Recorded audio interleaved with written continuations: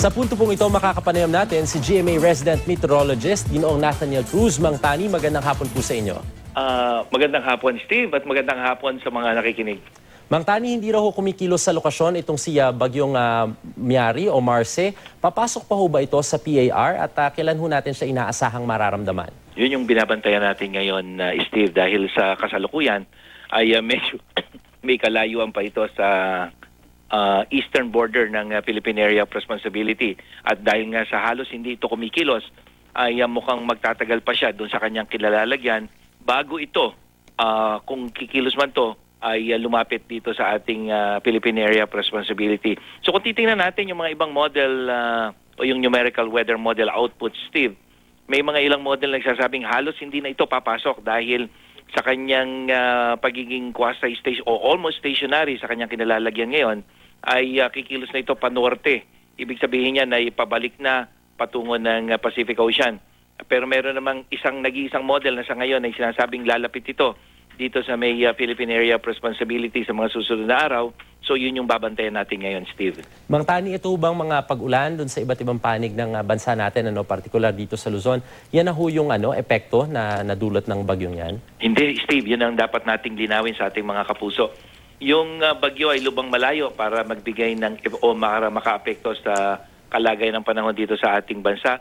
Yung low pressure area na binabantayan ng Pag-asa na nasa may silangan ng Sorsogon, ang siyang dahilan kung bakit nag-uulan dyan sa may Quezon, Bicol Region at ilang bahagi ng Mimaropa. At yung low pressure area na yon ay nakapaloob naman sa mas malaking weather system, Steve, yung Intertropical Convergence Zone na nagpapaulan naman sa nalalabing bahagi ng Southern Luzon, dyan sa buong Visayas maging sa Mindanao. So, hindi po yung bagyong binabantayan na natin na nasa labas ng Philippine Area of Responsibility ang dahilan kung bakit may mga pag-ulan sa malaking bahagi ng ating bansa, Steve. Mang Tani, nabanggit niyo may isang modelo na nagsasabi na posibleng pumasok pa ito ng Philippine Area of Responsibility. Pero kung sakasakali ho na papasok, may chance ho ba na ito'y magla-landfall at gaano po kaya kalakas?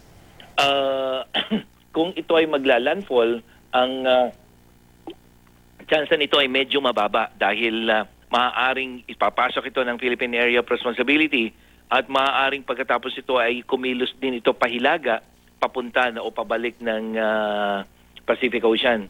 So kung kasi sa tinitingnan natin na hindi lang kasi isa o dalawang numerical weather models ang nagsasabing ito ay kikilos na pahilaga. So halos sila ay nagkakaisa. Pero yun nga lang, dahil ito ay stationary. So pag ganyan kasi ang bagyo na halos hindi kumikilos, talagang maraming uncertainty o maraming hindi ka masigurado. Pero oras na lumakas uli yung tinatawag natin na steering flow dito sa bagyong ito, mas makakasigurado tayo kung talagang saan siya papunta. Pero sa ngayon, halos iba-iba yung ipinapakitang resulta ng mga models, although merong isa o dalawa o tatlo na nagsasabing ito nga ay kikilos pahilaga bago tumama o bago pumasok ng ating Philippine Area of Responsibility. Pero sa ngayon, wala tayong kasiguraduhan sa ating tinitingnan, kaya lahat ay pwedeng mangyari. Kaya kahit na ngayon pinag-uusapan natin na maaaring kumilos ito pa hilaga, dapat yung ating mga kapuso ay nananatiling I am ready. Dahil kung ito ay papasok, magbibigay ito ng mga pag-ulan. At kung ito ay lalakas pa at magiging isang typhoon, pati malakas na hangin, Steve, ay dadalin nitong bagyong si Miari na magiging Marce pagpasok sa Philippine Area of Responsibility. Mang Tani, yung nabanggit niyo di ba, yung ITCZ yung dahilan ng mga nararanasang pag-ulan dun sa Bicol at sa Quezon. Pero ito ho ba, nakakatulong na rin ho yung pumasok na ho ba yung amihan? Yes, Steve. Pumasok na kahapon, November 1st, ay idineklara na ng Pag-asa yung official na pagsisimula ng hanging amihan dito sa ating bansa. At yun yung lakas ng hangin na yan ang siyang dahilan naman kung bakit delikadong pumalaot. Nabanggit na rin lang natin yung malakas na amihan na Steve.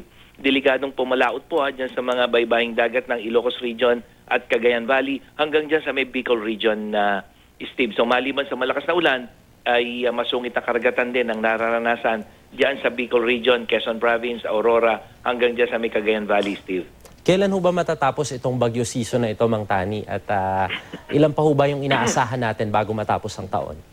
Sa katunayan, Steve, dun sa outlook na ipinalabas ng Pag-asa, ngayong buwan ng Nobyembre, 1 hanggang 3 bagyo ang inaasahan na papasok ng Philippine Area of Responsibility at pagdating ng Disyembre, 1 hanggang 2. So kung susumahin mo yon, 2 hanggang 5 pang bagyo ang posibleng pumasok sa PAR, Steve, ngayong dalawang natitirang 2 buwan ng taon. At ang mahalaga, Steve, karamihan ng mga bagyo na pumapasok sa huling bahagi ng taon, ito yung mga bagyong tumatama sa kalupaan.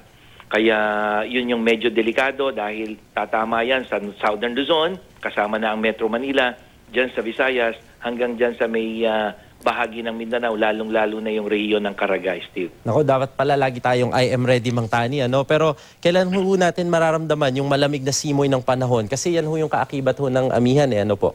Yes, Steve. Unti-unti, kung mapapansin mo, lalo na sa madaling araw, medyo lumalamig na, pero siyempre, hindi pa yan yung kalamigan talaga.